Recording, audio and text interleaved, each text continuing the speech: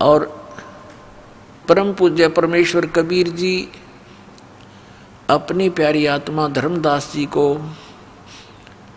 सचखंड लेकर गए, सतलोक लेकर गए, उस तीसरे मुक्ति धाम में जहाँ यह स्वयं विराजमान है, परमात्मा तख्त के ऊपर है, और सब ब्रह्मांडों की सतिथि से परिचित करवाया, ब्रह्मा विष्णु महेश से परिचित करवाया, उनसे वार्ता करवाई। उन्होंने स्वयं बताया कि हम तो नासवान हैं, हमारी जन्म मृत्यु होती है, कोई परमात्मा तो कोई और है जिसके विषय में हम भी अनभिज्ञ हैं।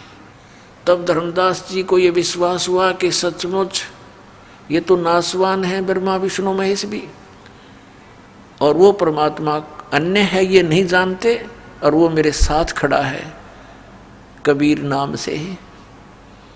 तब परमात्मा से धर्मदास जी ने प्रश्न किया कि हे भगवान, अब तो हमें पता चल गया कि श्री ब्रह्मा जी, श्री विष्णु जी, श्री शिव जी इतना नासवान है, इनकी स्वयं जन्म मृत्यु होती है, तो इनकी उपासना करने से जीव कैसे मोक्ष प्राप्त कर सकता है, और ब्रह्म तक की स्थिति नासवान है। हे परमात्मा, इससे ये सिद्ध हुआ कि ये वेद और कतेब, कुरान पुराण और बाइबल, वेद और गीता, इसकी से सिद्ध हो गया कि ये सब झूठे हैं। तब परमेश्वर ने कहा था, वेद कतेब झूठे नहीं भाई, झूठे हैं जो समझे नहीं। ये शास्त्र झूठे नहीं है, झूठे तो वो हैं जिन्होंने ये समझा नहीं, इनकी समझ में नहीं आया। ये पढ़ते रहे, रट्टा लगाते रहे, घोट लेते संस्कृत को, और अशिक्षित व्यक्तियों के बीच में बैठ के दो विद्वान शास्त्रार्थ किया करते थे। और जिसने संस्कृत ज्यादा बोल दी, श्रोताओं के हाथ में डिसीजन होता था, जो कुछ भी नहीं समझ रहे थे वो बोल क्या रहे। एक समय कोई सुप्रसिद्ध विद्वान किसी नगर में कथा कर रहा था, प्रवचन किया करता था, आसपास के क्षेत्र में सुप्रसिद्ध था, और ये कहा करते थे कि ऐसा विद्वान वेदों और गीता का, पुराणों का देखा ना सुना, उसकी दंत कथा इतनी होगी। एक अशिक्षित यात्री जा रहा था अपने किसी गंतव्य प्लेस स्थान की तरफ किसी काम से, रास्ते में देखा कि सत्संग चल रहा है, कथा हो रही है, महात्मा कोई कथा कर रहा है। उसके बारे में पूछा तो बताया कि बड़े प्रसिद्ध, बड़े पहुँचे हुए महापुरुष हैं, बड़े विद्वान हैं गीता वेदों और पुराणों के। उसने सोचा ले 10-20 मिनट, आधा घंटा सुन लेता हूँ, फिर सफ़र कर लूँगा। वो बैठ गया सुनने के लिए। अब जब तक वो वहाँ बैठा रहा तब तक वो केवल संस्कृत ही बोलता रहा। अब उस श्रद्धालु ने सोचा कि आध घंटा हो गया, मैंने आगे सफ़र भी करना है, चलता हूँ, बहुत सत्संग सुन लिया। वो जा रहा था, रास्ते में कोई गवाला था, उसने पूछा कि कहाँ से आए हो यात्री, कहाँ जा रहे हो। उस यात्री ने बताया कि मैं ऐसे ऐसे इस गाँव को जा रहा हूँ और इधर से आया हूँ।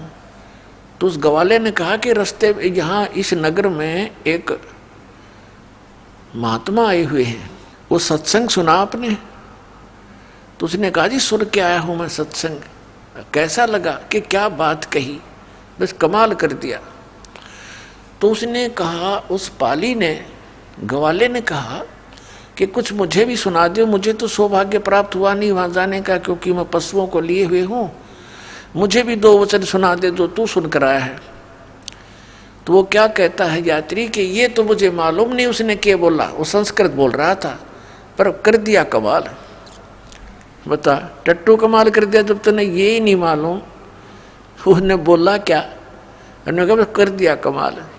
तो पुण्यात्मा, इस तरह ये लोक वेद के आधार से सुनी सुनाई बातों से एक दूसरे से सुनकर ये महापुरुष और मैं ऋषि पाक रहे थे, न कख नहीं पता था किसी ने भी। अब ये दास ने जो शब्द बोल दिया कि किसी ने भी कुछ पता नहीं था, तो ये भगत समाज का गले नहीं उतरे कि ऐसा क्या किसी को भी मालूम नहीं था किसी को छोड़ो, ब्रह्मा विष्णु महेश को भी ज्ञान नहीं। एक कबीर परमात्मा को छोड़कर या उन महापुरुषों के को छोड़ दो जिनको भगवान मिले, बाकी किसी को ज्ञान नहीं। अपनात्मा सदग्रंथों में जो गूढ़ रहस्य आज तक ये नकली ऋषि महर्षि और ब्रह्मा विष्णु महेश तक नहीं समझ सके, उन गूढ़ रहस्यों को रूबरू किया है, समझा है, अच्छी तरह आपके पास लाया हूं। इसमें अभिमान का तो कोई बात तय को नहीं। और सच्चाई है ये जो दास आपको कह रहा है कि किसी को भी अध्यात्म ज्ञान नहीं है इस दास के अतिरिक्त वर्तमान में। लेकिन जो महापुरुष हुए हैं, जिनको परमात्मा मिले हैं, वो तो परिपूर्ण थे ही। जिनको भगवान मिल गए फिर वो कैसे कच्चे रह सकते हैं? वो कौन कौन है? आदरणीय धर्मदास साहिब जी, आदरणीय मुल्कदास साहिब जी, आदरणीय नानक साहिब जी, आदरणीय दादू साहिब जी, आदरणीय गरीबदास साहिब जी, गांव छुड़ानी, जिला ददर, हरियाणा वाले, और आदरणीय गीसा दास साहिब जी, गांव खेखड़ा, जिला मेरठ और उत्तर प्रदेश वाले। इन महापुरुषों को छोड़कर जो दास के नॉलेज में है, उनके अतिरिक्त अध्यात्म ज्ञान किसी के पास नहीं था। सब उआबाई बक रहे थे।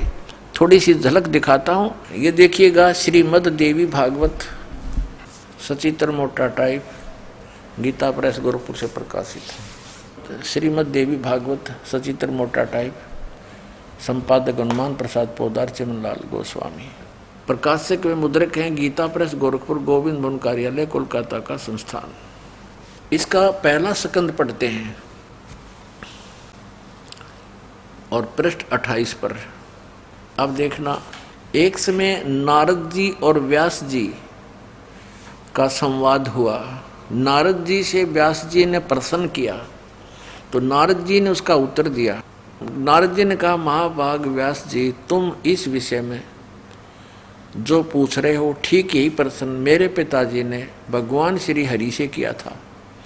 देवा अधिदेव भगवान जगत के स्वामी हैं। लक्ष्मी जी उनकी सेवा में उपस्थित रहती हैं। दिव्य कौस्तुमणि उनकी शोभा बढ़ाती है। वे शंख चक्र गदा लिए रहते हैं, पीताम्बर धारण करते हैं, 4 भुजाएं। वे चराचर जगत के आश्रयदाता हैं।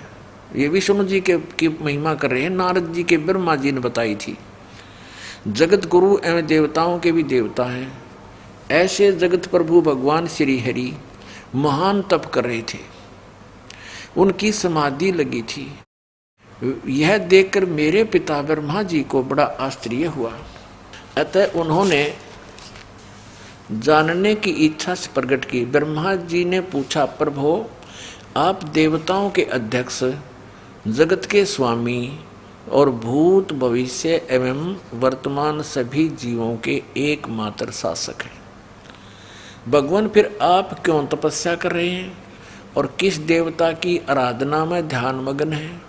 मुझे असीम आश्चर्य तो यह हो रहा है कि आप देवेश्वर एवं सारे संसार के शासक होते हुए भी समाधि लगाए बैठे हैं। ये तो है ज्ञान श्री ब्रह्मा जी का। विष्णु जी को सर्वेश्वर बता रहा है।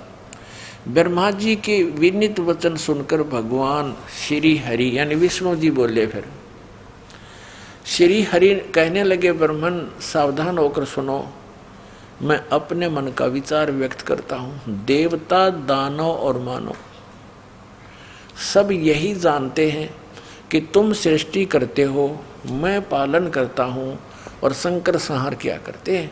किंतु फिर भी वेद के पारगामी पुरुष अपनी युक्ति से यह सिद्ध करते हैं कि रचने, पालने और संहार करने की यह योग्यता जो हमें मिली है, इसकी अधिष्ठात्री शक्ति देवी है, दुर्गा है। वे कहते हैं कि संसार की सृष्टि करने के लिए तुम में राजसी शक्ति का संचार हुआ है, यानी ब्रह्मा जी रजगुण और मुझे सात्विक शक्ति मिली है, विष्णु जी सतगुण। रुद्र में तामसी शक्ति का आविर्भाव हुआ है, यानी शिव जी ये तमोगुण। उस शक्ति के अभाव में तुम इस संसार की सृष्टि नहीं कर सकते, मैं पालन करने में सफल नहीं हो सकता, और रुद्र से संहार कार्य भी नहीं हो सकता। हम सभी उस शक्ति के सहारे ही अपने कार्य में सदा सफल होते आए हैं। सुवर्त प्रत्यक्ष और प्रोक्ष दोनों उदाहरण मैं तुम्हारे सामने रखता हूँ। सुनो, यह निश्चित है कि उस शक्ति के अधीन होकर ही मैं इस शेष नाग की सैया पर सोता और सृष्टि करने का अवसर आते ही जग जाता हूँ। मैं सदा तप करने में लगा रहता हूँ और उस शक्ति के शासन से कभी मुक्त नहीं रह सकता।